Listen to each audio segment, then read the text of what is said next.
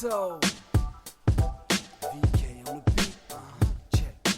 I'm in Toronto where you wanna get the city love. I'm from Toronto where you wanna get the city love. I'm in Toronto like we wanna get the city love. My city love me back for my city love. Welcome to episode 1260 of Toronto Mic'd, proudly brought to you by Great Lakes Brewery, a fiercely independent craft brewery who believes in supporting communities, good times, and brewing amazing beer. Order online for free local home delivery in the GTA. Palma Pasta. Enjoy the taste of fresh, homemade Italian pasta and entrees from Palma Pasta in Mississauga and Oakville. Season 4 of Yes, We Are Open, the award-winning podcast from Moneris, hosted by FOTM Al Grego. RecycleMyElectronics.ca. Committing to our planet's future means properly recycling our electronics of the past. The Moment Lab. Brand marketing and strategy, PR, advertising and production you need. The Moment Lab. And Ridley Funeral Home. Pillars of the community since 1921. Today, returning to Toronto Mic'd is Ivar Hamilton and Teri Hart. Woo! But making his Toronto Mic'd debut is Clayton Peters. Welcome to all three of you. Thank you for having us. Hi, guys. It's great to be here. So let me tell the listenership that I have Ivar Hamilton and Clayton Peters here in studio. We'll get to know Clayton a little more, and we'll catch up with Ivar. But I have joining us remotely, even though she's in Toronto, Ontario, Canada, Teri Hart. So Teri, how are you doing? I'm so good, Mike. How are you? I'm sorry I'm not there in person, mostly because I love that lasagna so much. Well, listen, maybe I have to bike a delicious lasagna over to you because I got a lasagna here for one of these two gentlemen. I actually thought only Iverton was going to be in studio, so I only had one left, and then I have a new delivery coming Monday. But Ivar and Clayton are going to have to maybe wrestle for my one lasagna I have in the freezer. Which of you two gentlemen wants it? Should we flip a coin? Guys, We'll flip for it. How about that? Yeah. I was thinking arm if wrestling. I were you, I would fight harder. It's really good lasagna. Fight harder. Thanks for the Don't tip, leave it up Teri. to a coin Okay. toss. But I do have fresh craft beer for both Ivar and Clayton, so you guys will get Great Lakes beer. Thanks Excellent. so much. Thank you.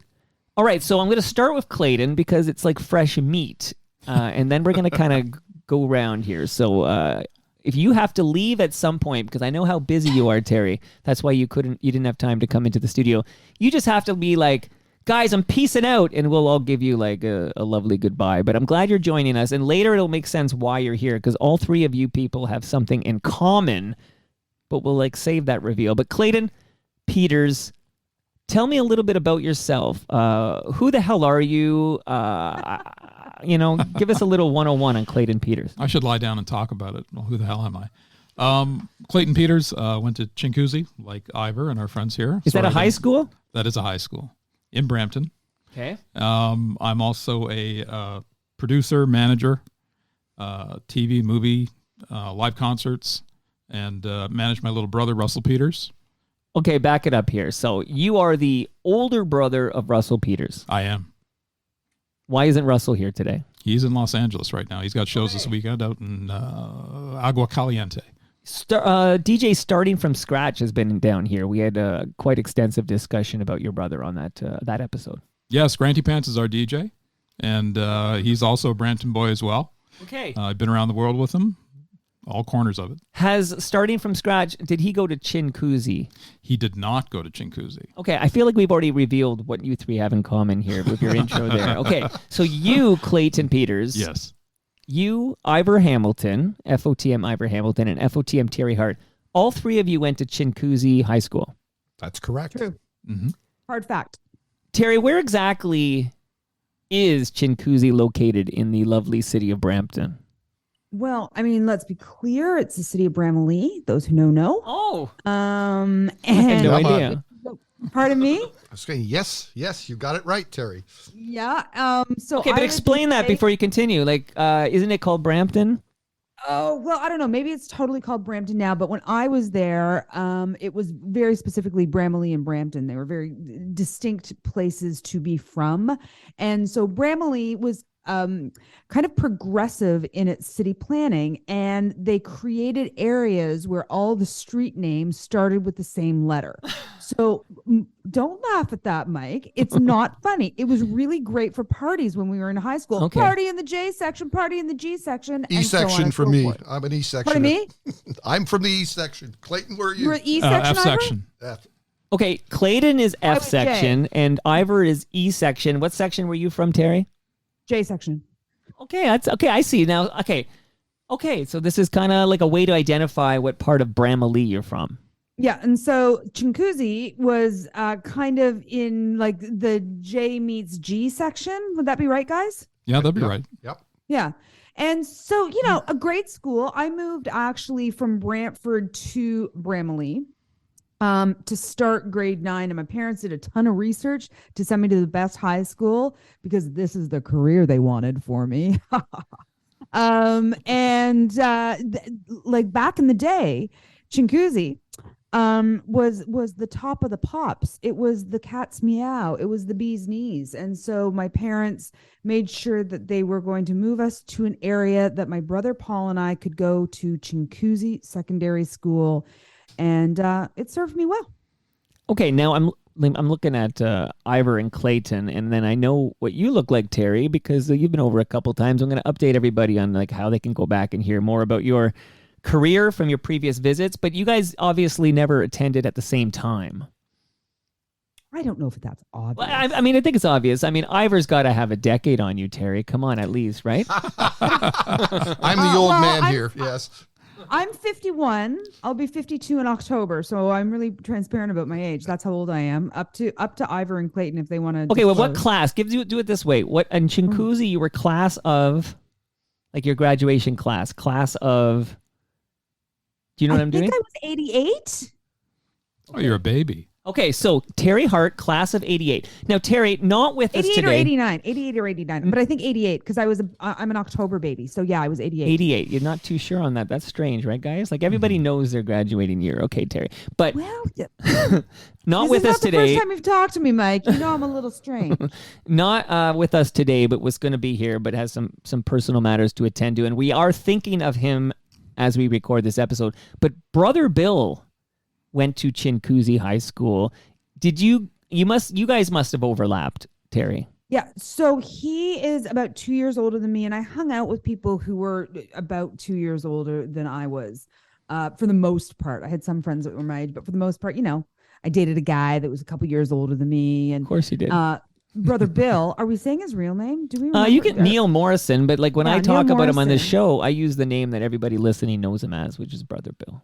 Yeah. So Brother Bill hung out with people who I'm now still friends with, people by the name of Jennifer McMahon, who's now Jennifer Hudson, Teresa Blanking. Ivor knows some of these folks. Stacey Thorpe, who is married to Scott Turner, just to kind of close I don't even know if it closes or opens the loop on the Chinguacousy Secondary School and tangentially how they're related to the kind of Ontario Toronto media scene. It's a weird thing. Okay, so that's so Neil, Brother Bill, hung out with all them, and then I ended up working at CFNY with Neil/Brother Bill. But he was like super cool, super like alternative, wearing safety pins on his leather Right, very jacket, punk. Right. Okay. that kind of thing. So we're going to come back to CFNY, so you hold on to that. But speaking of CFNY, Ivar Hamilton, what's your graduating year at Chinguacousy there? The year that punk blew up, 77. Love it. See, okay. I meant more than 10 years. Okay, I'm changing my answer. Okay, so 77. What about you, Clayton? 83. 83. Okay, so we have a nice range of Chinguacousy action here. Now, I'm going to let the listenership know that if they want to hear more about Ivar Hamilton, the episode, I'm going to just shout out all the episodes you've been on, Ivar. So your debut on Toronto Mike was episode 157, which was way back in February 2016. Do you look back fondly at that first visit, Ivar? I really do. We had every time that I've been on your program, I've had a wonderful time. We've had some great discussion. You've got me in the corners on digging some information out, which is fine. I'm happy to share that. It's a great experience being in your studio, and yes, it's lovely. I think I gave you a hard time regarding the Bon Jovi banner that was hanging at the Air Canada Centre. Listen, there's no issues on that. There was a reason to do it at the time. For some reason, it's not there anymore. But at the time, I was pretty happy that it happened. That's because I'm very influential, Ivor. I made it disappear. Yeah, I got it up there, and Toronto Mike had it pulled down. So here's the description I wrote in February 2016. I wrote, Mike chats with CFNY's Ivar Hamilton about his days at the Spirit of Radio. What years? See, I'll interrupt my description reading here to say, Ivor, remind us. I need some clarity on this and Ivor's history at CFNY too, because I'm a little foggy. You haven't listened to episode 157, Teri? I'm sorry. I must have skipped or something. We went an hour and 44 minutes just walking through that history. But what years were you at CFNY, Ivor? I was there from 77 and I left in end of 88. But I didn't go full time there until 79. I did 2 internships, and then I was kind of like the guys in High Fidelity. I just kept showing up, and they were, well, we should probably pay this guy, and they ended up giving me a full-time job. Yeah, 77 is early days for CFNY. It was very early days. They had not had their music library put together at that point, and I was like 2 weeks into my at Humber College, and they said they need some help at CFNY putting tape on vinyl LPs and organizing their music library. So I went up there and did that for a few weeks, and then went back again after that was done in February of 78 on my, on an internship. I got fired from CFNY by the Allen brothers and then rehired on the same day because I was operating, and they said, then the PD said, well, who's going to run the tapes this weekend? I don't know, that kid that you had, that Hamilton kid, you can have his job back. I was like, oh, okay. Man, and I'm going to finish my description here, then I'm going to talk about your return to kick out the jams. Then I'm going to talk about episode 1021 because there was a lot of discussion about those Allen brothers. But we did talk about, in your initial visit, we talked about your memories of the late Martin Streak. Mm-hmm. We talked about how you are the man responsible for the Bon Jovi banner at the Air Canada Centre. And we talked about what you and David Marsden were up to, and you're still up to that, right? nythespirit.com? Yes, I've done, I think it's 375 shows on nythespirit.com. So it is still chugging away. We had one discussion, I think, in the entire time I've been there about the music that I played. I think he felt that I was playing a little bit too much punk music, and I just said, "You told me I could play whatever I wanted." That's got to be the deal on this. You can play whatever the hell you want. Whatever I want. Whatever. I'm surprised to hear this. And whatever genre, and for what it was only happened once, and I just said, "Look, you said I could play whatever I want, and I'm playing a bunch of punk, so that's what we're doing." The man literally starred in a documentary called "I Play What I Want" or whatever the heck that doc was called, whatever that title is. Yes, but listen, it's fine. I mean, I have a great time. It's just, I do whatever. I play every kind of music on the planet on that program. So, playing punk is not a stretch compared to some of the other stuff that I've played. Yeah, and you should be able to play what the hell you want, Ivor. Goodness, you've earned it. Damn now, straight, man. You came back in August 2017. Teri, you didn't know this was the Ivar Hamilton show, okay? So just don't worry. Hey, I'm an Ivar Hamilton fan, OG fan. I'm a Teri Hart fan all the way. In fact, Teri, if you don't mind, just in case, if you gave me like a 15-minute heads up when you have to leave us, then I can like literally shine a light on you for that last 15 minutes. Not that we won't talk. I'm good. I'm so capable. I'm here for you, Mike. Okay. I'm here for everybody. Okay, because in August 20... And it's not going to be like, listen, it's 2:21. We got time. Okay, good. I can slow my roll. Now, August 2017, Ivor came back. That was episode 257, and we kicked out the jams. You played your 10 favorite songs of all time. In that episode, you could play what you want. Yes, I recall that. I didn't have any notes for you. I remember that I played a band called the Cockney Rejects. He goes, "Oh, the Cockney Rebel." I said, no. Completely different band. So I had a lot to learn from the great Ivar Hamilton. Then, and I really want to shine a light on this episode, March 2022. And this is going to segue over to a topic I need to update you on. And yeah, Clayton, don't worry. We're getting back to you, buddy. You hang in there. Okay. You got Ivar Hamilton. You're getting the lasagna, Clayton. I've made my executive decision. Sorry, Ivar. It's a sympathy lasagna? It's a sympathy lasagna. Who's this guy? No, listen. You are Clayton. You're doing a lot of stuff. We'll get some more details later. But in March 2022, I hosted an episode for 1021. And here are the people that joined me on that Zoom to discuss the ongoing history of 102.1 CFNY. These are the people I spoke to. David Marsden, Ivar Hamilton, Liz Janik, Scott Turner, who we mentioned earlier, May Potts, Fred Patterson, Leslie Cross, Alan Cross, but Alan's with a C, Leslie's with a K. Okay. Captain Phil Evans, Danny Elwell, Humble Howard Glassman, Rob Johnston, Bob Willett, and Jay Brody. That was like literally almost 4 hours, and that was awesome, What a Ivor. lineup. What It was a great. lineup. I think it was, and hats off to you for pulling everybody together. I don't think we've ever had, apart from I think David's birthday parties, but never had anybody together, that amount of people in a broadcast together. And I think that was the wonderful thing about it. And I think the last gentleman's name that you mentioned was the morning guy. At the Jay Brody was Jay the Brody. morning guy at the time. And he was totally gracious because, certainly there's such a legacy behind the radio station. And he was just like soaking it up and I want to learn about the history. And I loved it. It was good. He was so overwhelmed by that history that he up and quit. And now he works for a station in Vancouver.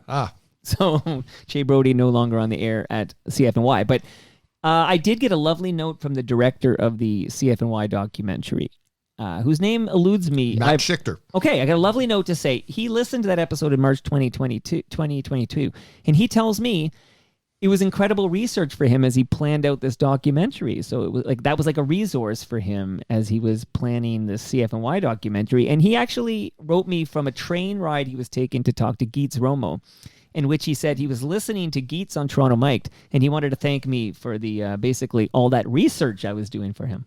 You know what? That interview that they did with Geets for the documentary, I heard went very, very well. Good. I also heard some of the characters came out on the interview. So apparently Lardette and McTavish McRomo or Beans Rontash are all making appearances now in the documentary. So that's amazing. Thanks, Mike.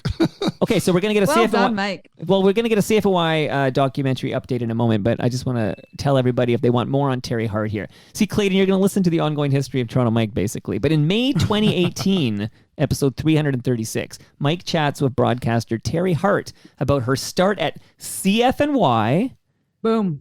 NQ107. Yep. Her 19 years at the Movie Network. And then you were at Rogers at the time. We talked about some personal stuff as well. That was an hour and 41 minutes. And then November 2022, which is not that long ago, you returned with Tara Sloan. That was fun, wasn't it? I actually had this vision that like whenever Tara was in town and had an hour to kill, we would just do that again. I'm in. Okay.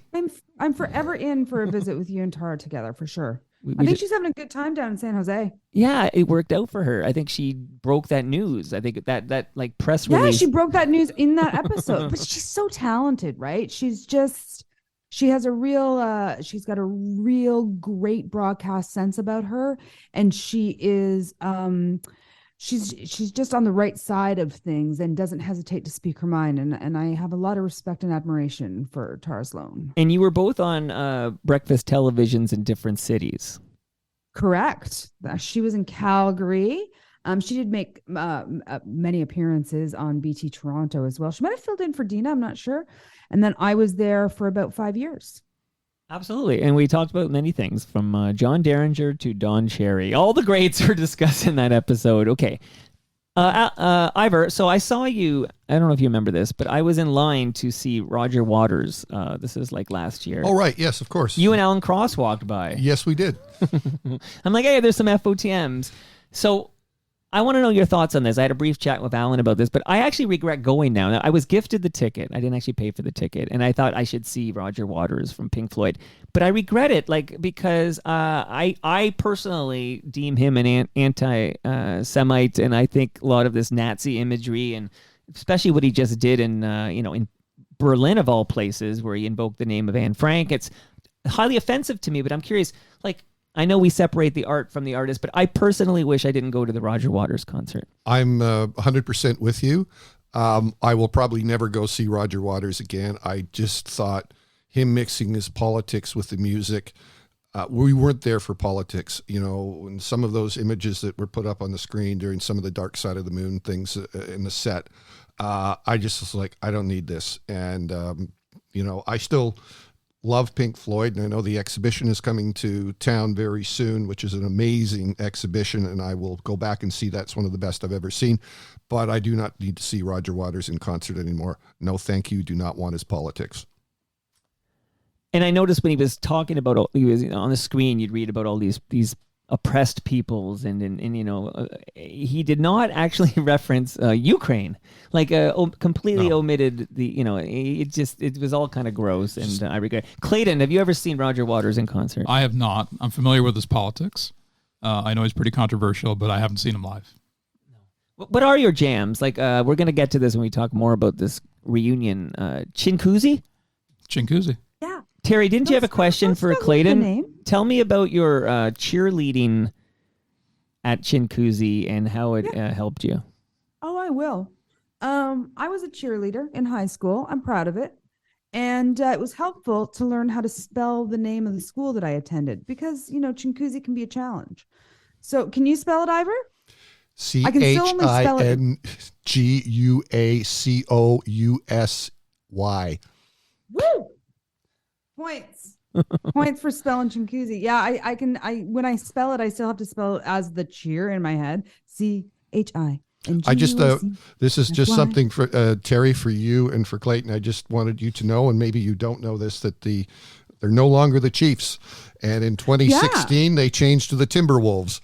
I think that's great. I saw that on Facebook, and then there was all people getting all like, "Oh, I can't believe they changed the name of the Chiefs to the Timberwolves." I'm like, really? You can't believe they changed the name? Like, does the name of your high school football or rugby team mean that much to you? Anyway, people are funny about those things. They are. I was glad to see they changed it. I think it's a good change. Yes.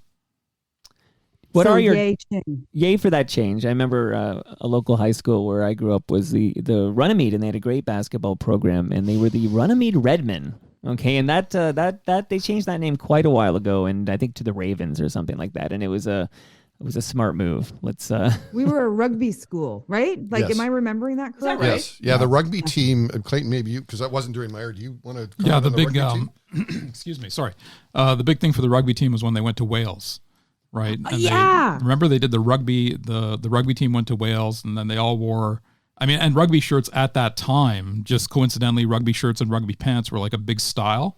So it kind of coincided with the two. But you were the BMOC. You were the big man on campus if you were rocking that Ching rugby. The BMOC. Yeah, you were rocking the rugby shirt. Can I borrow that BMOC? I don't think I've heard that before. Well, you've got FOTM, so you've got it all. You can have the BMOC and the FOTM. Yeah. Well, you're now an FOTM, Clayton. Thanks, man. So congratulations. I remember learning about cauliflower ears because we were a big rugby school. So.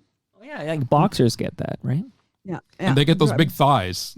Sounds like an odd observation, but I remember some of the guys, Frank Fouge, they were these really squat guys with these massive thighs. We had a rugby team called the Wolfpack. I think they're coming back in some form, but I was lucky enough to have like season passes to the Toronto Wolfpack, and it was highly entertaining. It was great to watch rugby. It was great. Yeah, no, our school rugby team was good. I don't think we held our own in any other sport. You know what else we were great at? Women's field hockey. We had a great women's field hockey team in my years at Ching. But Terry, did you play field hockey? No, I was a cheerleader. I was a cheerleader and I was in the drama club. Did that field hockey team represent the demographic change that was taking place in Brampton at that time too? I think it might have had something to do with that. I wonder if it did. Maybe, because the rugby went back to sort of the Anglo-Scottish, Irish, English roots of Brampton in the 70s going into the 80s. And then, of course, there was the, my people kind of came in. And, which is, it was one of the great things. It was one of the great things about Chinkuzi as a high school that I went there is like it was really, really a super multicultural school in a great way. And I think that you felt that in a lot of the music that was happening at school dances and just fashion and things that were going on in those years that I was there. It's one of the things that I loved about the high school so much. Okay, so before I get to the CFY documentary and some questions that came in, let's not bury the lead here. I think we've teased everybody long enough. What's the big deal with Chinguzi and you guys? Like, we wanted Brother Bill to be here. He was going to be here, but sadly couldn't make it. And we have, we have the brother of Russell, dare I say, Clayton Peters. We have Teri Hart here joining us remotely. We have Ivar Hamilton. Like, what's the big deal? Brampton High School, Chinguzi. What's going on there? It's the 50th anniversary of the school. And it really is a landmark occasion, and we want to celebrate that, invite people back.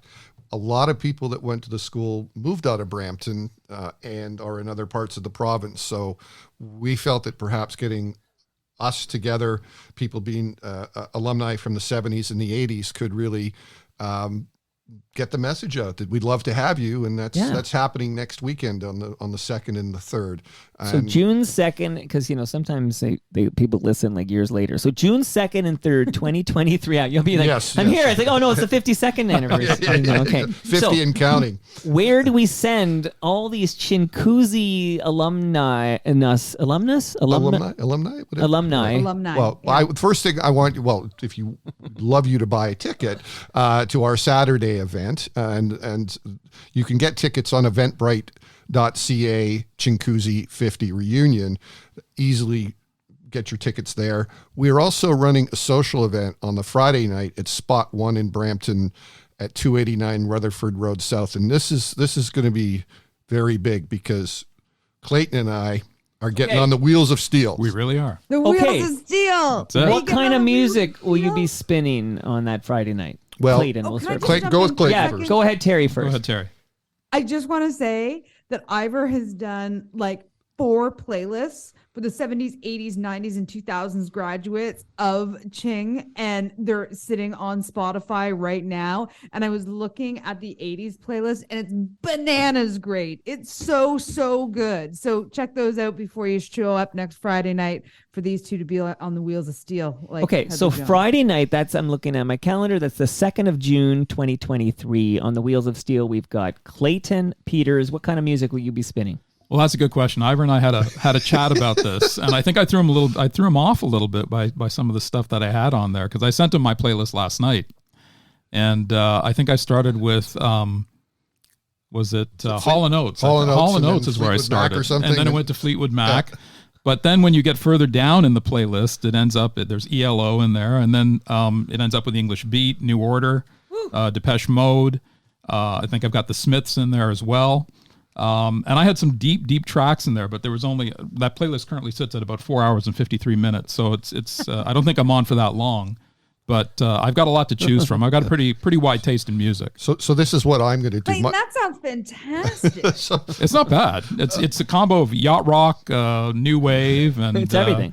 And some 80s hip hop as well. You'll be there, right, Teri? This is Friday, the 2nd of June. You'll be there. So full disclosure. She's not going to be there. In your cheerleader's outfit. I'm going to be at the Blue Mountain Film Festival on Friday. All right. So I don't know if I'll be able to boot down Airport Road in time to get to Friday night, but I'm going to try my damnedest to be there on Saturday night, because too many happy smiley faces there that I want to see again. So anyway, I was going to say, Teri, that's wonderful. We can't wait to see you. It's been a while.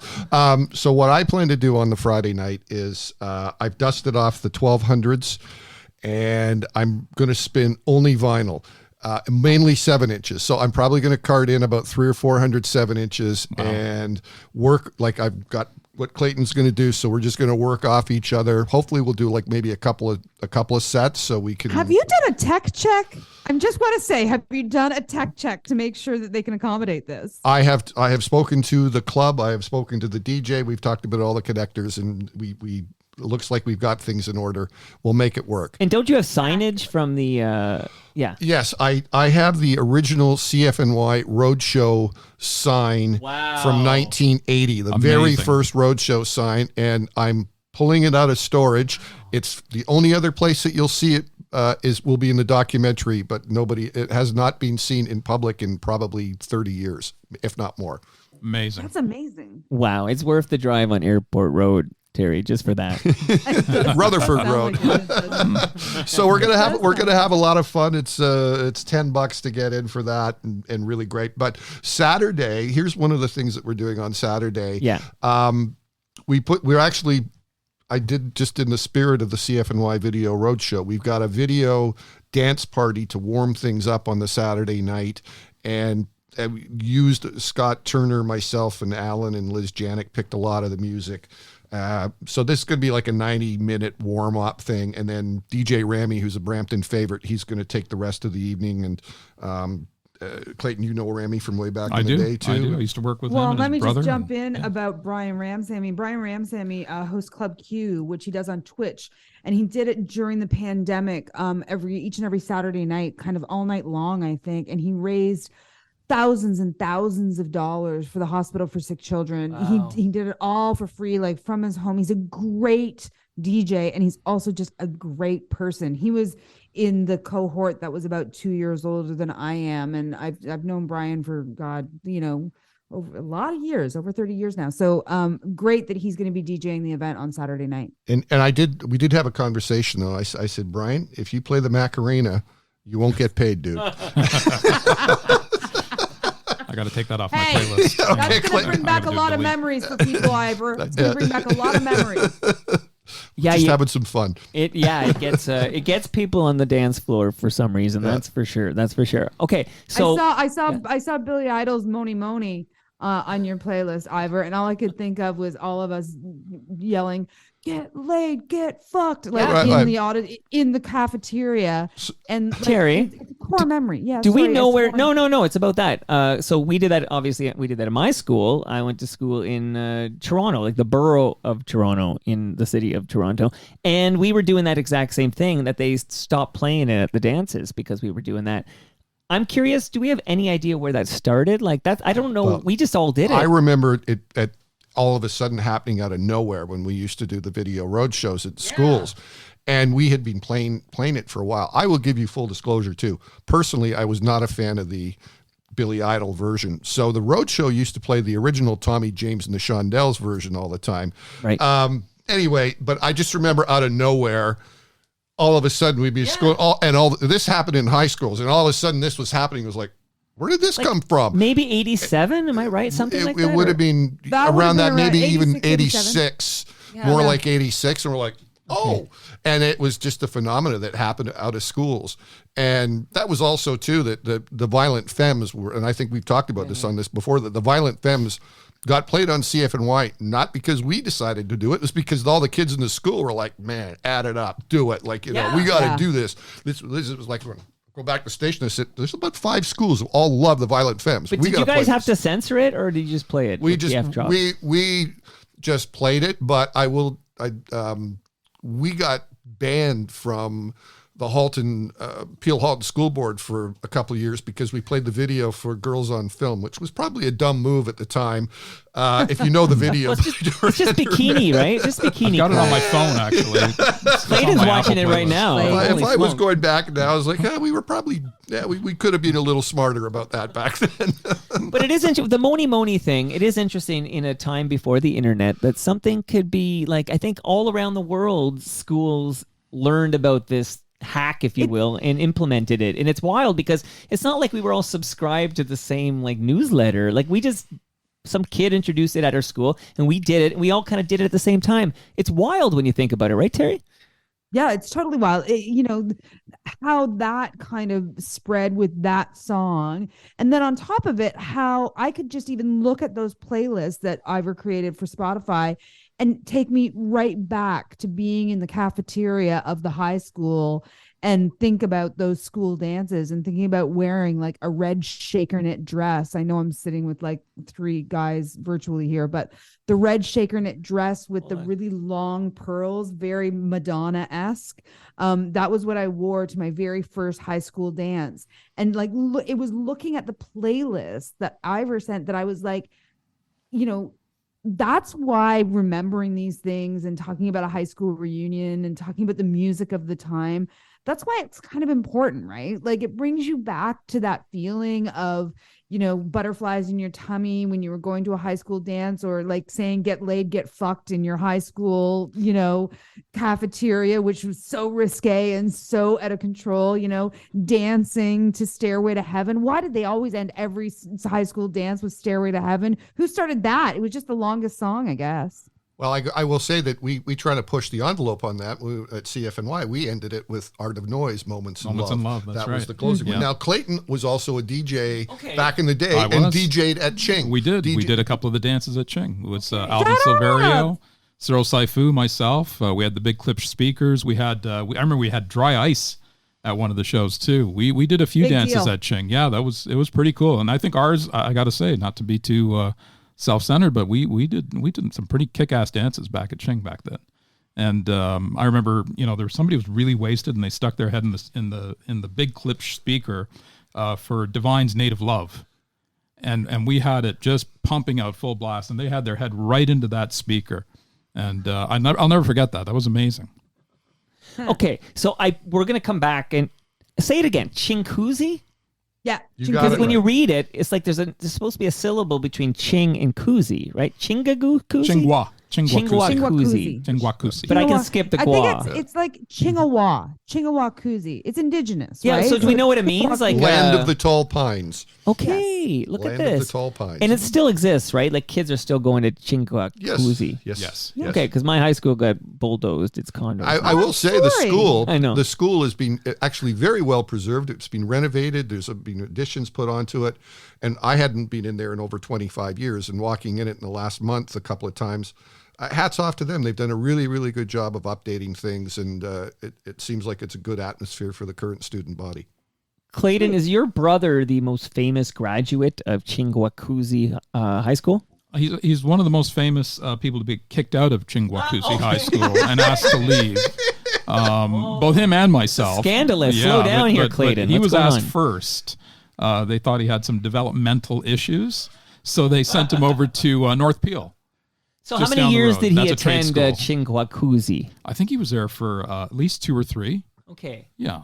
So That's why he's not making the flight back to Brampton for the reunion. He's got a gig that he's night. got some stuff. actually Yeah, he's got some stuff on the go right now. We're mid-tour. He's in Connecticut. I looked at the schedule. yeah. So Clayton, is Russell my age? Is he a couple years older?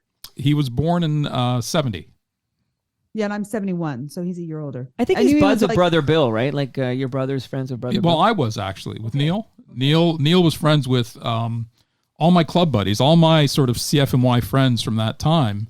The Piedra brothers, Dave Piedra, we used to call him Husker Dave because he loved Husker Du, right? So we called him Husker Dave. And so Neil was good friends with Dave in particular. But Neil always had this great, Brother Bill, had this great positive energy. Even back then, he just sort of radiated this really solid, positive energy. He was always smiling. I mean, he was a big punk-looking guy, but there was nothing intimidating or daunting about him. He just had this really great energy, even back then. Amazing. Yeah. Amazing. Terry, He's a remind teddy me, bear. what years were you at CFNY? Sorry, did you ask me that night? Yes, sorry. Teri Hart. Oh shit. I was at CFNY from 93 to 96. I think 90 to 93. 90 to 93, and then Q107, 93 to 96, and then started at TMN in 96, I think. Okay, Yeah. 90 to 93. Ivor, remind me, this documentary that's in production, and we're going to get a thorough update here because everybody wants to know. What years of CFNY is it covering? Well, I want to set the record straight here because I see my buddy Alan, who's one of my dearest friends. Yeah. He keeps saying 1978 to early 90s. It really is more so early 70s up until maybe 1992 latest. But we do cover the very early years in that because it's really important to get the background of how things started, and so we are covering those very early years. And it really is, when the station kind of imploded at the end of '88 when the top 40 music came in.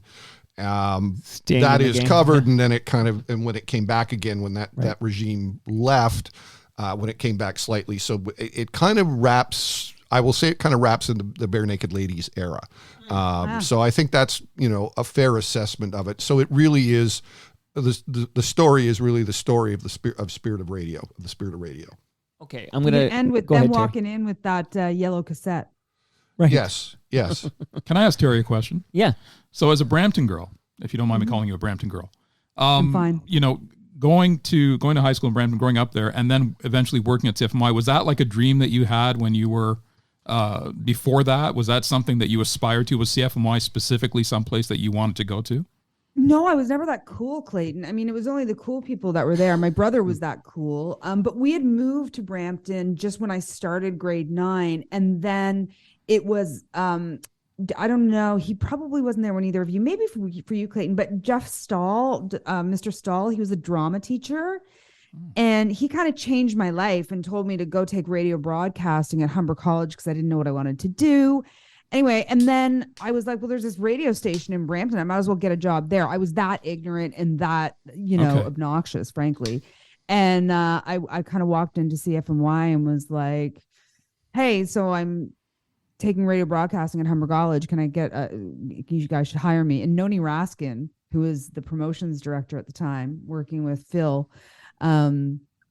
was like, who is this kid? Like, everybody else comes in there, huge music fans, knowing the history of the radio station, all the rest of it. I was just like a kid trying to get a gig. And but then I immediately learned and garnered maybe a bigger respect for the legacy of the radio station and what they had been responsible for in terms of music in people's lives and playing things and introducing people to bands and artists that they weren't hearing anywhere else. And I really think that, what Spirit of Radio was a lifestyle for a lot of teenagers. And it was kind of validating for teenagers who weren't from Toronto proper, who were living in the suburbs, that this radio station was in a strip mall in Brampton, Ontario. Somehow that led some kind of credibility to your own existence of not living in downtown Toronto. Maybe I'm too romantic about it, but those were all the things that I kind of think about the station. I think you're bang on. I think it was a unifying force. When you talk about the Billy Idol and how everyone got into it, I really do believe that CFNY was sort of the center of the universe for all of that, and it unified everybody in and around our ages from the GTA. It really was meaningful. Yeah, there was something special about it being in Brampton too, this city that was so multicultural, that was so influenced by, first gen immigrant families. And, CFNY was bringing us music of the world. It felt like, I know it wasn't exactly, but back then hearing music from the UK, hearing music felt really, really important and really, really different. And when in Brampton, when we were so multicultural, that seemed to fit somehow. I don't think I could have articulated that being a 17-year-old, in grade 11 or grade 12 at Ching. But looking back on it, I think that that's all true. Okay, well said. In fact, I think we'll record that for the documentary, actually. There's got to be room in there for that. Come on. We'll talk to Matt about adding that. So I'll send a note to Matt later. And Clayton's interviewed in the documentary as well. Okay. Oh, yeah. So there we go. Yeah, I would like to say that I'm not interviewed in the documentary. But no, you're not interviewed in the documentary as a CFNY personality, but you could be interviewed as a Bramptonian fan. I feel like there's room in there for that. There is one last call out for CFNY fans.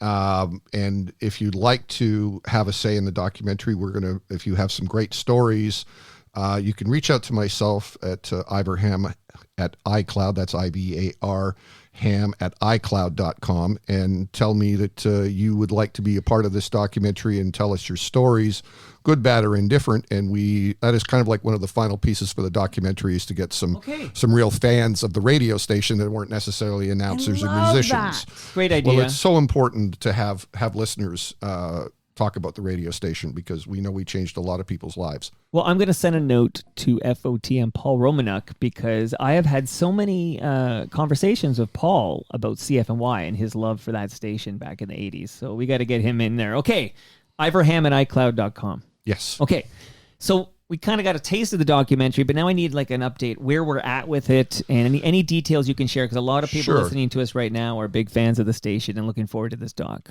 So at this point, we did about 65 interviews. Wow. We've got like 120 hours of footage to be edited, and we filmed obviously here in Toronto at the El Macombo.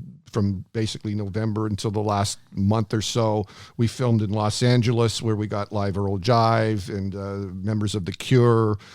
We did Deadly Headley in Las Vegas, and then went up to Vancouver and talked to Brother Bill and Captain Phil and a couple of other folks there. And then there was a run in the UK where we managed to talk to the Buzzcocks, Gang of Four, New Order, a couple of other ones, Daniel Richler. So there was some really, we got a very wide variety of acts. There were some acts that we reached out to, didn't have, couldn't remember, which was kind of blew me away. But I understand, when you're a band that's we're popular 40 years ago. A lot of drugs involved. Well, sure. They would remember the city and not remember the station, but that's all good. We totally understand that. But what about Bare Naked Ladies? Are they Bare Naked Ladies are a part of it? Absolutely. So, and just about everybody. What about Lowest of the Low? Lowest of the Low were interviewed. Teenage Head were interviewed. Martha and the Muffins. We got a very, very extensive list of artists. We have one or two left to go. A couple of big ones. I'm not going to reveal those, but they're essential to get across the finish line. So I'll leave that to the imagination, but I can't imagine. Okay. And then the long-term plan is to have it, we'll have it edited this year, and hopefully fingers crossed, to get it into one of the major film festivals to premiere in 2024, followed by a theatrical run, and then on to streaming services. And, there was so many great stories as part of this documentary that it behooves us to not make use of that, things that won't make it into the documentary, that we can see this perhaps being a podcast series and a book down the road. And because there's so many other things that could be brought to light. Can you spell behooves? With a B. All right. Big question that came in from DJ Dream Doctor, and it's a question I would also like to ask. So let's hear it. Is Chris Shepherd in this documentary? If anybody knows where Chris Shepherd is, he is it's been a huge challenge. We have not been able to locate him, and I've been looking for him for several years now myself. Yeah. So Chris Shepherd at this point isn't in there. There's a lot of people talking about Chris Shepherd. I'll give you that, because Shep was such an integral part of the radio station, but he doesn't live in Canada anymore. And do we know that for a fact? Yes, we do. Okay, because I've had several sources. I was told Costa Rica by a bunch of people, and then some people said he's in King City, and then some people said he's hiding in plain sight in downtown Toronto. I don't know what to say. With what you've just said, perhaps he is in King City, but we have not been able to locate him. I'm going to throw you a couple of breadcrumbs on that after. Okay. Yeah. Let's do it right now. What are you doing? Come on, Clayton. You got a couple of leads? No. I might have a couple of leads for you. Okay. Through maybe Kim Clark Chapmas. Okay. Okay. I've been in conversation with Kim about this too. Yeah. And Kim knows. Kim and I were out for dinner over a decade ago. This is the documentary series, Searching for Chris Shepherd. That is a documentary unto itself. Yes. Yeah. Right. Yeah. Right. Terry, you don't know where Chris Shepherd is, do you? I don't. I wish I could help there. I can't. But I was there in part of the heyday of Chris Shepherd. It was a tear up. It was a fun time. So when you had private conversations with Chris Shepherd when the red light was not on, did he sound like a normal Canadian guy, or did he talk like this when he was talking to Teri Hart? He talked like that pretty much all the time. He was Chris. I mean, in a great way. But Chris was really generous. Chris would throw great parties. After club gigs, there was often champagne. I believe I drank my first Dom Perignon with Chris Shepherd. Oh, fancy. Yeah, no regrets at all about those years. It was really fun and extraordinary. There was, it was such a different time. There was money flying around at those club gigs too, right? Like people were getting paid a lot of money. RPM. Yeah. And it was there was a lot of drugs, there was a lot of money. The rave scene was really out of control or really wonderful, depending on your point of view. But yeah, in some ways it was a relatively innocent time. I mean, there wasn't fentanyl, there wasn't that problem. And people were getting really high, and having a really good time. Ecstasy was a thing at the time, and it was really fun for people. And that wasn't the only thing that was going on with Chris Shepherd and that part of CFNY programming, but it was certainly part of the culture of the station for those years. Would you guys agree with that? Yes, absolutely. And I do know that a lot of the that whole fun times with the clubs and all that money that was floating around, a lot of it just came to an end for the radio people, mostly because of Canada Revenue, who decided to audit radio stations. And so it became a situation where a lot of the DJs used to get paid under the table for doing those gigs. And then all of a sudden they were saying, no, you can't do that anymore. And people got audited. So that kind of added, They ruin all the fun. Yes. If they had have only known how much people were spending on drugs, they really would have ruined the fun. Yes. The greatest argument to legalize drugs would come from the CRA. They're like, we want a piece of that action. Let's go.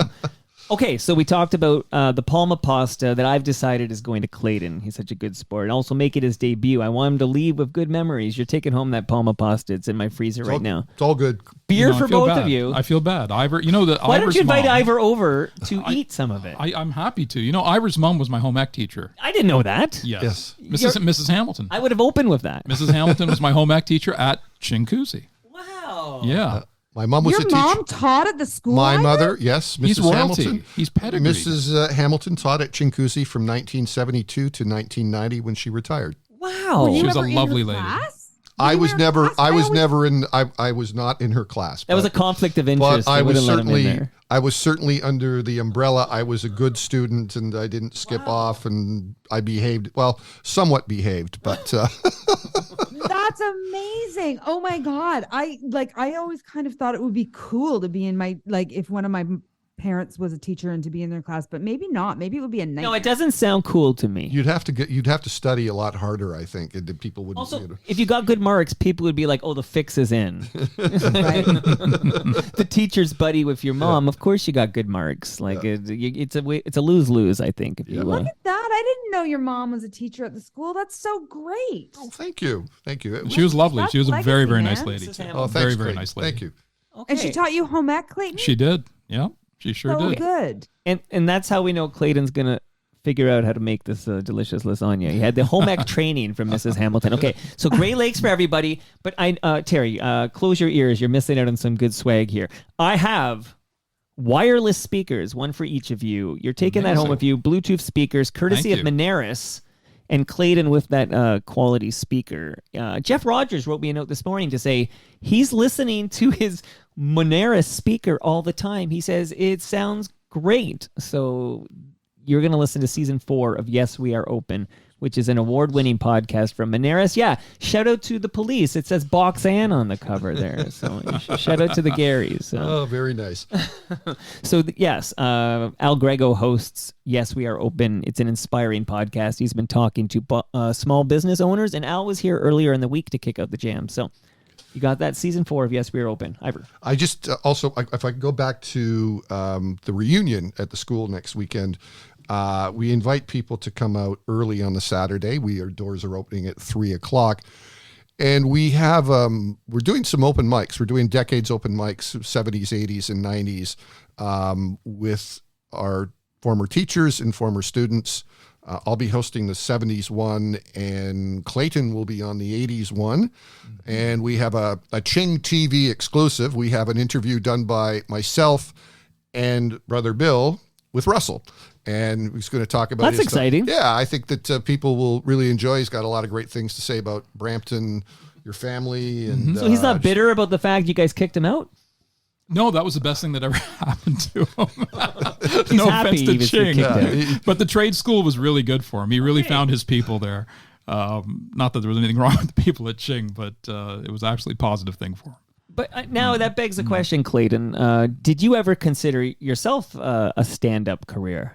No. I was always too shy. I actually wanted to go into radio, but first-generation immigrants, my dad was really, really worried about the fact that there was nobody who looked like us in radio at that time. And he said his position was, when you start off in radio, you have to go to all these small towns and kind of do a circuit and things like that. And he was very concerned about possible racism, which was really, really strong late 70s, early 80s, especially in Brampton. And we dealt with a lot of it. And he was concerned that going to these small towns, it was almost like, you see in the movies where they come with the pitchforks at some point if you do something wrong. And he just wanted to protect me from having to go through that. And he was also very disappointed in that he wanted to be a journalist and was rejected from it because of his pigmentation, although with the anglicized names that we have. And so he didn't want us to kind of go through that sort of pain. So he dissuaded me from it. Okay, but it all worked out in the end. Yeah, it seems to have worked out okay. Hey, Clayton, you asked me the question of, was CFNY the big dream for me being a high school kid in Brampton? Was it for you then? Was that where you wanted to be, is working in radio specifically at CFNY? Yeah, absolutely. It was top of the mountain, but it was, again, because of where we come from, very working class immigrant family, it was almost too big of a dream. I wish I had your balls that, how you walked in there and just said, "Hey, I'm here." Right. That was just that we didn't have that in us. We were in survival mode as an immigrant family. We didn't have that sort of ability. Just kind of, later on we did, as my brother and I built up our business and taken it globally. But at that time, we just didn't have that inclination. No, you're totally right. Too big to dream. The difference, right? Yeah, too big to dream. It was too much. Yeah, I didn't know any different, right? I was never. Ignorance is bliss. And Teri, we certainly weren't there for the money at the time, were we? Oh, Jesus Christ. No, to be clear. We were there for the love of the music. I think that was really why we were there. I ended up at Le Chateau at the Bramley City Center, so that's where I did my time. I worked at Wilskin's and Tuxedo Royale at the Bramley City Center. There you go. Wow. Steak and Burger and Sam the Record Man. That's where I worked at. I remember Steak and Burger. That was fantastic. I also worked at the Colonels. Oh, nice. Remember the Colonels at the top, just by the food court there in the Bramley City Center? Yeah. And Russell told us he worked at Captain Submarine. Captain Submarine. I also worked at Friedel and Kinney and Reitman's as a stock boy. Oh, God. I remember. Which was next door to Rumpus on the top level of the mall at the Bramley City Center. Did anybody ever go to Nikki's Palace? Was that place there when you guys were? I don't remember that. In the Bramley City Center? Yeah, it was a disco that was there in the late 70s. I don't know how long it lasted, but you know where I also worked? I worked at the movie theater, of course, in the Bramley City Center. Oh, that was foreshadowing the rest of my life. Yeah, I saw The Spy Who Loved Me there. Yeah. And Barbarella. I saw Remember you went American down those Graffiti. stairs? Yeah. It was really in the bowels. It was when they had movie theaters in all of the malls, and they were always like in the bowels of the movie theaters. Those places were disgusting, man. Yes, they were gross, but a great job. Next, Fell in love with movies at that place. well, and that served you very well, Teri. Mm-hmm. It set the stage for you, so to speak. Pun intended. Okay. So, Ivar, when you're kicking out the jams next Friday, what's the name of this club you're at? Or this Spot One. Spot One, Rutherford Road. Yes. Brampton. Okay. Yes. You're only playing vinyl. Yes. What percentage of that vinyl you're playing came from CFNY? A couple. I do have the original control room copy of the Street Band's Toast. So that is going to be played. And I have a pretty good copy of the Rockaderos, I Want to Dance Like Fred. So those were both from CFNY's control room. I do have a lot of the old control room vinyl from CFNY. I just, between now and next week, I have to check it out because a lot of it, got used a lot and is in rough shape. So I don't want to go up there and play a bunch of scratchy old records. So. But the story Alan tells me is CFNY was getting rid of all its vinyl and you guys rented a U-Haul or something? Alan rented a U-Haul to take a bunch out. When I left, I probably took about 2,000 pieces out of the radio station. Wow. I brought in a skid and took it all with me. And they, at the time, were like, well, we're not playing this. We're playing top 40 now, whatever. And I'm like, okay, well, so be it. I know that this will be of value to me. And then to this day, I still own it. And Alan and I both have it in our wills. Whoever goes first gets each other's record collection. Okay, I've heard this story a few times, but I need to know: is it literally in the will? Like, is it written? It's not just something. No, it's not. It's a totally true story. I could, if somebody wanted me to, I could show them the paperwork. I might need to see it, actually, Yeah, Ivor. Now, it is a true story. You're still running marathon? Go ahead, What Teri. is the will? Who's it? What's in the will? No, It's whoever goes first gets each other's music collection. I'll explain. And Alan. Shout out to Ridley Funeral Home. Should Alan or Ivor die, the other person, shout out Ridley Funeral. Hey, quickly here, Teri, you're missing out on all this. I got measuring tapes for you, Ivor. I got a measuring tape for you, Are Clayton. we measuring things as part of the show? Measure 'Cause I'm anything not you fully want, buddy. prepared for that. I mean, how far back do we go? That's courtesy of Ridley Funeral Home, pillars of this community since 1921. So you still running marathons, Ivor? I am not. I put my knee out a couple of years back, and I've not been able to do that. I now am the proud owner of a golden retriever that turned 2 this past week, and we do a lot of walking every day. So that's kind of how I make up for it. And you had a birthday party for this dog. I did. We had a little birthday party over the weekend. We had a pool party and got some extra treats, and she's a very happy dog. Her name is Ella, and it is not named after Ella Fitzgerald. She is named after the Aerosmith song "Lovin' an Elevator," and that's how we got to Ella. Okay. Your pool's open? It is the pool party. Come on over. Nice.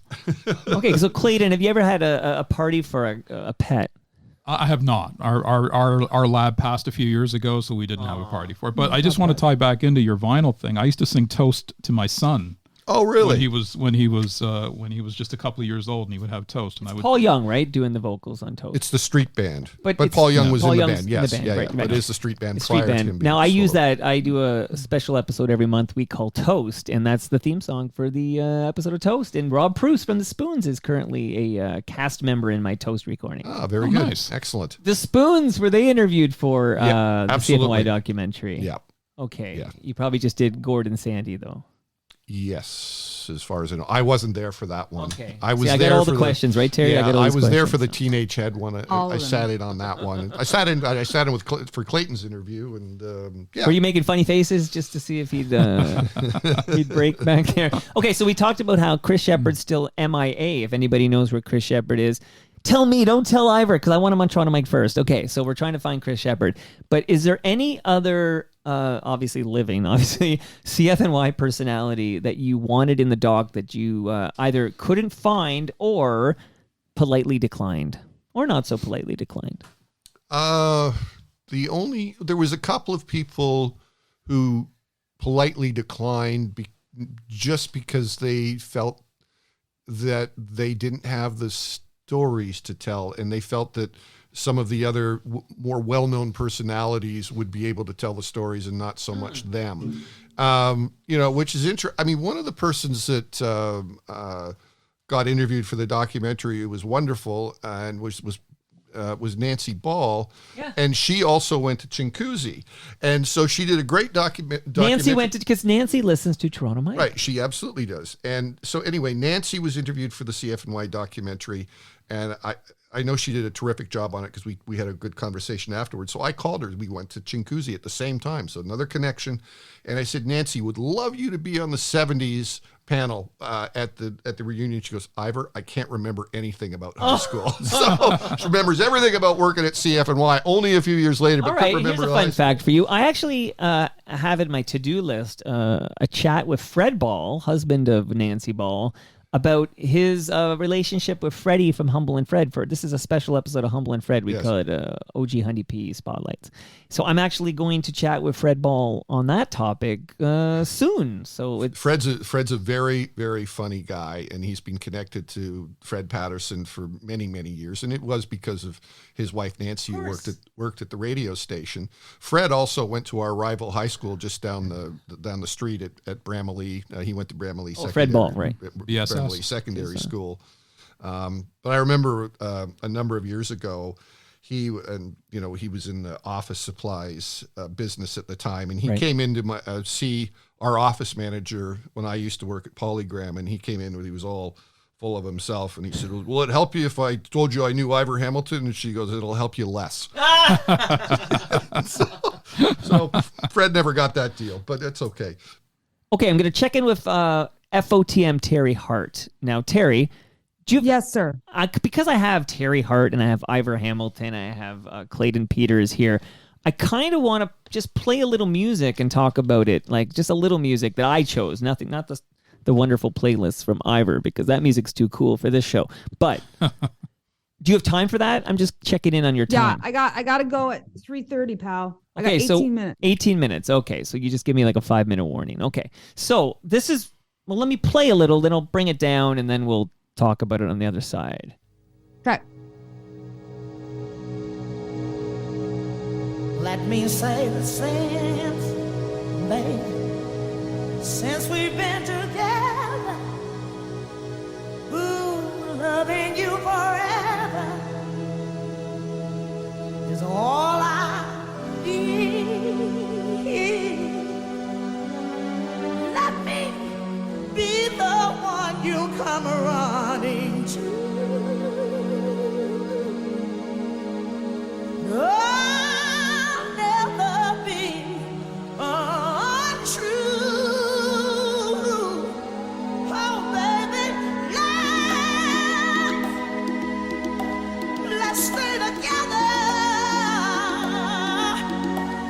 Loving you whether times are good or bad. Happy or sad. So in love with you, whatever you want to do is all right with me. 'Cause you make me feel so brand new. I want to spend my whole life with you. I don't even want to fade it down, but I don't care who goes first, but have any of you met Tina Turner? I have not. I have not. I have not. Okay, 0 for 3 here. Curious, any thoughts? We just lost a legend. Tina Turner just passed away, and maybe we'll start with you, Teri, but were you a fan of Tina?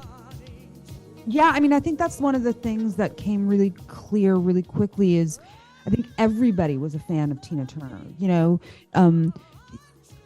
that resonated kind of immediately on social media. And I think that, you know, as a woman, she really blazed trails that weren't even talked about when she was blazing them.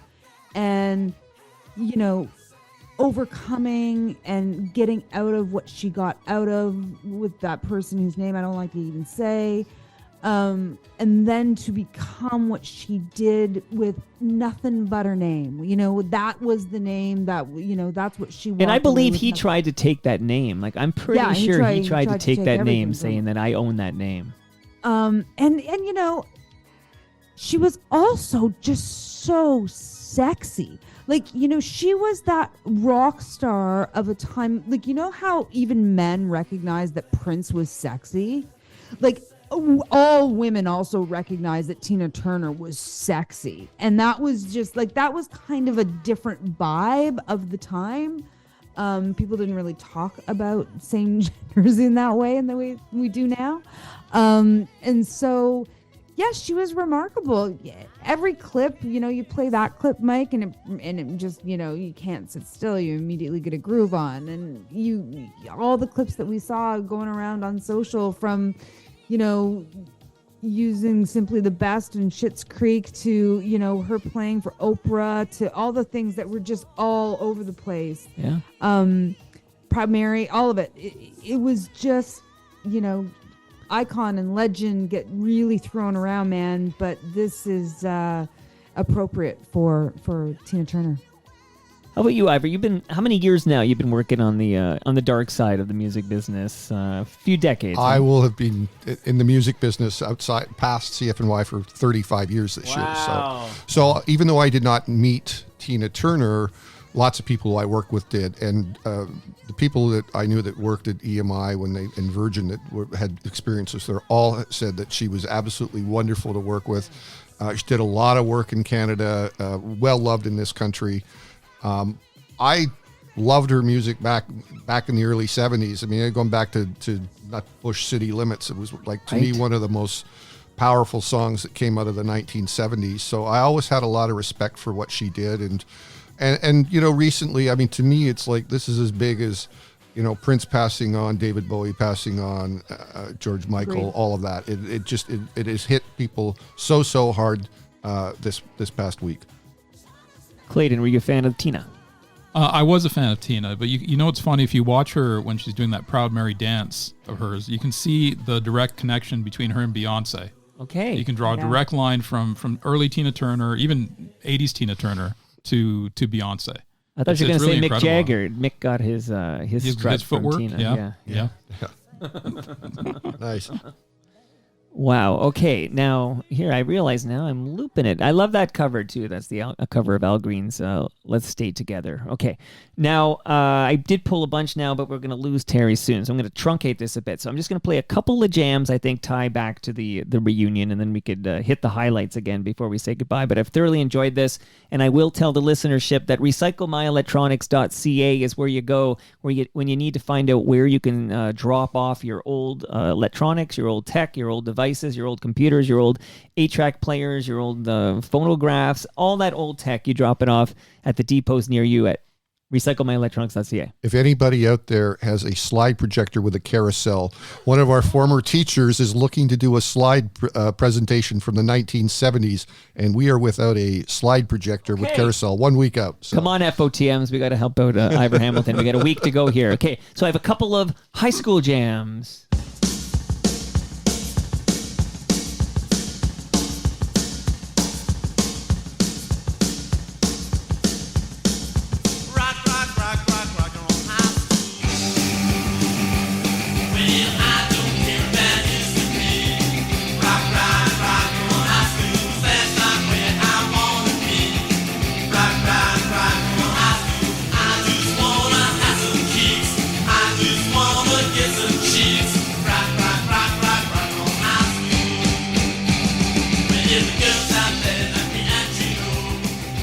And look at that, the song's already half over. Okay. That's a long Ramones song. That's right. Potpourri. So really, it's jump in if you have anything to say. Anyone want to share some words about the Ramones? This is rock and roll. I love the Ramones. Saw them many times, including at the Key to Bala, which is a great memory, and the El Macombo. Several occasions. I have a rock and roll high school T-shirt that I purchased recently, and I will be wearing it to the reunion. So, just as an FYI on that. Wait, there's a reunion? What is this? What is this reunion? Wait, there's a reunion? What? 50 years of Chinguacuzi. 50th anniversary. If you went to Chinguacuzi, well, there's, you can search it on Eventbrite, but if you can't find the link or whatever, you're lost. Literally write me, mike@torontomike.com, and I will send you the link with all the info and get you a part of this. So remind me, though. There's also a Facebook page. There's a Facebook page. Just look it up. Chinguacuzi 50th reunion. Okay, thank you, Teri. That's why you're here. So Friday, it's $10, and anyone can go? Yeah, anyone can go to Spot 1, and then the Saturday, you can buy tickets. I mean, if you didn't go, maybe your spouse went and you didn't go, we're not turning you away. But you might go to see Ivar Hamilton. And Clayton Peters. But more Ivar Hamilton. And Clayton Peters. It's more about Ivar. Terry, will you be there on the Saturday? I'm doing my damnedest. I put her on the spot here. I'm doing my damnedest. Terry, Clayton. Go ahead. Pardon? I was going to say, any words about Ramones while we have 8 seconds left in the I song? came to the Ramones late in life. I was blissfully unaware of them when they're at their peak. You missed all those Gary shows and the Ramones. But what about you, Terry? Were you a Ramones fan? Not so much. Not so much. It's okay. Hey, there's no shame in this. I should point out. I was never like a cool music person. I mean, weirdly, I worked at two of the best radio stations at their peak and at their height, and but what do you listen to? Like, what are your jams? Have you ever kicked out the jams with me? Is that because you don't love music, Terry? I've kicking out the jams many times, and I got to tell you, it intimidates me. Are you afraid we'll laugh at your songs? Like, it's like, oh, there's another Engelbert Humperdinck, because there's no shame in that. I will not be choosing Engelbert Humperdinck. Jesus. Not that there's anything wrong with He's that Anglo-Indian like me, by the way. You know, Mike Hannafin. He is Anglo-Indian. He's Anglo-Indian. Like, yeah. Amazing. Yeah. So Mike Hannafin, who worked at CFNY, backing up Freddie P for a period in the 80s, he just came by to kick out the jams because he was in town, and his mom had just passed away, and he kicked out some Engelbert Humperdinck for his mom, and it was a really sweet moment. But my brother played that as his wedding dance with our mom, and he bawled his eyes out the whole time. Yeah, Engelbert And Humperdinck. he showed us a picture of your mom and Engelbert in our interview. Yeah. So Okay, two more here before we lose the great. And by the way, in high school, Teri, remind everybody, of course, but when exactly do you become Teri Hart? Was it at CFNY? No, I was traveling Teri at CFNY, and I became Teri Hart at Q107. Okay, and it's your grandmother's maiden name, if right? We want to bring this, if we want to bring this full like circle, Yeah. I was Terry Bullock at Chinguzi, which of course is Tina Turner's real last name. Anne Bullock, there you right? go. That's What a a connection. That's an amazing fun fact right there. Wow. There you go. Fun fact right there. Okay, so two more quick jams on the high school reunion thing. Here we go.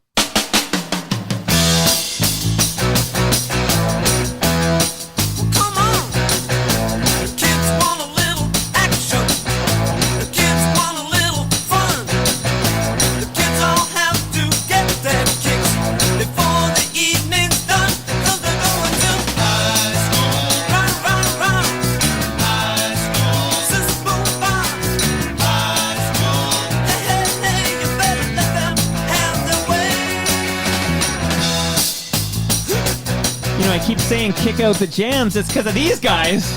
They only wanna shake it. Ivor, I'm going to you now. You're the musicologist here, although you're not a real musicologist. Oh, okay. Thank you. 'Cause somebody told me you can't use that term unless you had a PhD in musicology or something like that. I got my grade 10 in musicology, buddy. Good rip-off of the Capitol School Jerk, but that's all I have to say on that particular song. So it's completely same riff on the song. Could be copyright infringement. Afterwards, I'm going to definitely check that out. Is that the cool jerk from Home Alone 2? Yes, Oh, that's okay. it. That is Yep. the same song in Home Alone 2. Yes. So go to Home Alone 2 and you hear In the when shower you see in the scene. Yeah, shower that's that it. is Yeah. the cool jerk. So same riff, but the fun That's song. impressive, guys. I gotta say that is an impressive what you just walked me through there. Wow. Any words about this band, Ivor? MC5 here. So we got, this is high school here. MC5, well, the originators of Kick Out the Jams and the Detroit scene, and you know, them and Iggy and the Stooges, the two of the most iconic bands ever to come out of Detroit. Did see them play once at a reunion show in Detroit, and it was a great thrill. And Wayne Kramer's still kicking around. What about the Eagles and Bob Seger? The Also, Eagles. the Eagles are out of Detroit. Yeah. Don Henley. Yeah. I spent some time with Don Henley a few years ago, and he was one of the most gracious persons I've ever spent time with. It was really, really great. Love that. So, Amazing. We prefer the list of the assholes, Ivor. Okay, we're tired of hearing about the good guys. So. I can tell you a few, but for another show. Okay, last one, because this is actually in FOTM like all of you. So.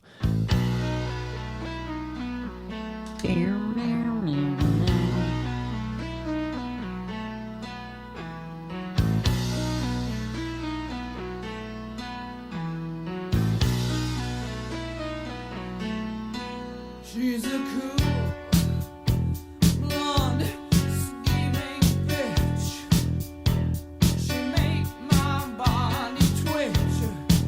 Walking down the corridor, you can hear her stilettos click. I want her so much, I feel sick. The girl can't help it, she really can't help it now. It's like a high school confidential. A high school confidential. Teenage Brenda. This song makes me cream my jeans. Holy smokes. High School Confidential, Rough Trade. That's a classic right there. Anyone have anything to say about Rough Trade? I will just tell you Carol Pope is an FOTM, but I do not believe she's listening to us right now, so say anything you like. All I could say about this is when I was thinking about what I was going to bring to play at the reunion, I thought, I'll never hear the end of it if I don't have this in my collection. And if I don't have it in my collection, I'm going to be out hitting a couple of used record stores to pick some things up, which I did over the last couple of days. So I had it in my head. I was like, I want to play Sly and the Family Stone, and I haven't got it on vinyl, so I had to go out and buy it. Yeah, because you painted yourself into a corner because you can't just download it or stream it. I will go to the rock and roll corner if I'm playing MP3s. So Clayton can do what he wants. That's the Clayton, thing. you playing MP3s? What are you doing? I'm not quite so religious about the Are you streaming from Spotify? Is that what you're No, doing? I'm not a Spotify guy at all. You sent me those neither, playlists. actually. I'm an Apple Music guy, and I was staring at it going, I don't know what to do with this. I like to make my own choices. Teri Hart, before we say goodbye to you now, where can we see you? Where can we follow you? What are you up to? Give us the update. Oh my gosh. I'm at Super Channel, so you can see me doing stuff for Super Channel on their Instagram all the time. And you can catch me on 640 Toronto. I'm filling in for Kelly Cutrera a lot. I'm there on June 9th. I'm there first week of July, first week of August. I am on Former Commotion. CFNY personality Kelly Cutrera. Correct.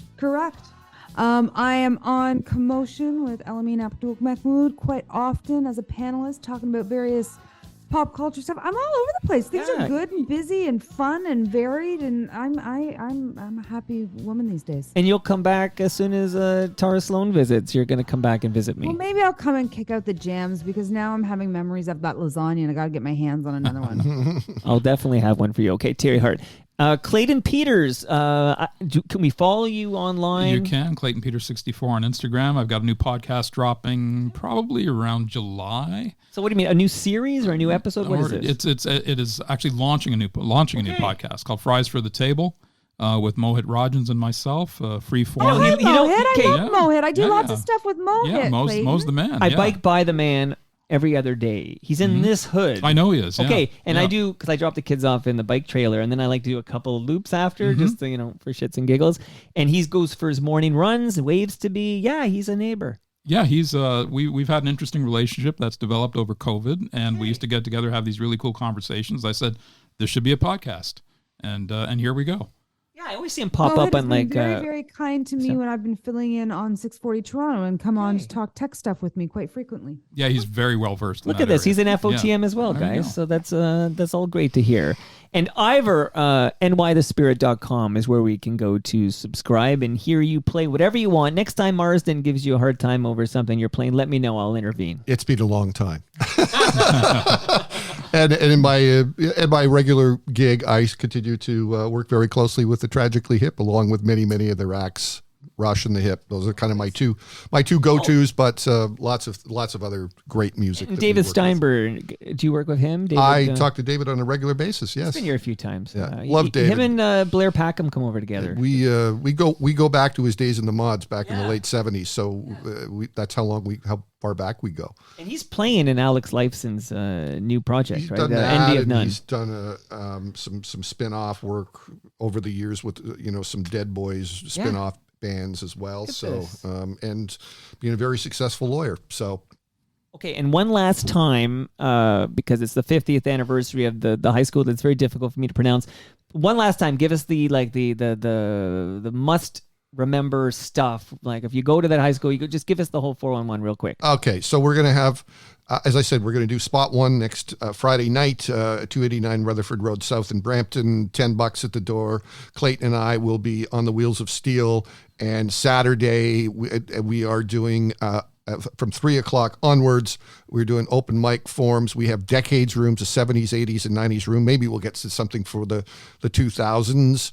And then we are going to have our 80s video dance party to kick the night off with some really cool stuff. And then DJ Brian Ramsamy. Yeah. Ramsamy is going to really do a great DJ job. Rammy. DJ Rammy is going to do an amazing job on the video and DJ setup in the. It's going to happen in the gym at the school. We've got 2 giant video screens. Plus, we've got lots of cultural moments and things that we're going to have along with all the old photos and things from back in the day. So people are going to have great time. We got an amazing lineup of silent auction items too. People are going to have a great time and go home with some good things. And all the money raised from the reunion will go to the Chinguzi Alumni Scholarship Fund. Will you be auctioning off the Bon Jovi banner that used to hang at the Bon Air Canada Jovi banner is not up for grabs, unfortunately, but we have some wonderful things, including a great package to meet and greet Russell and see any one of his shows anywhere on the planet. So Clayton put that together for us. It's a really, really fantastic item. We've got Aerosmith tickets. We've got LL Cool J tickets, thanks to our friends at Live Nation. We've got lots of gift certificates from Bramalea City Center and much, much more. Wow. Okay, Teri, thanks so much for doing this. Thanks, guys. Thanks, Mike. You're sweet. Nice to see you. I'm sorry I couldn't be there. Next time you'll be here, and then you get the lasagna. That's the deal. That's the deal. Clayton, nice to meet you And virtually. you, Teri. Ivor, I look forward to giving you a big hug on Saturday. Me too, Teri. Thanks so much. Thanks, guys. And that brings us to the end of our 1,260th show. You can follow me on Twitter. I'm at Toronto Mike. Clayton, are you on social media? Just on Instagram. Okay, what's your handle on Instagram? Clayton Peter 64. Follow Clayton on Instagram. Ivor, every time I tag Ivar Ham on Twitter, I never know, is it there? Has he been blocked? Is it protected? How do you want people to follow you on social media, Ivar Hamilton? They can do Ivar Ham on Instagram and just Ivar Hamilton on Facebook. Okay. Other one. And Teri, are you still there? I am. Where do you want us to follow you? Instagram, Twitter, where are you? Wherever. TERIHART. I'm the same on both. Our friends at Great Lakes Brewery are at Great Lakes Beer. Palma Pasta is at Palma Pasta. Maneras is at Maneras. Recycle My Electronics are at EPRA_Canada. The Moment Lab are at The Moment Lab. And Ridley Funeral Home are at Ridley FH. See you all Monday when my special guest is Stephen Brunt.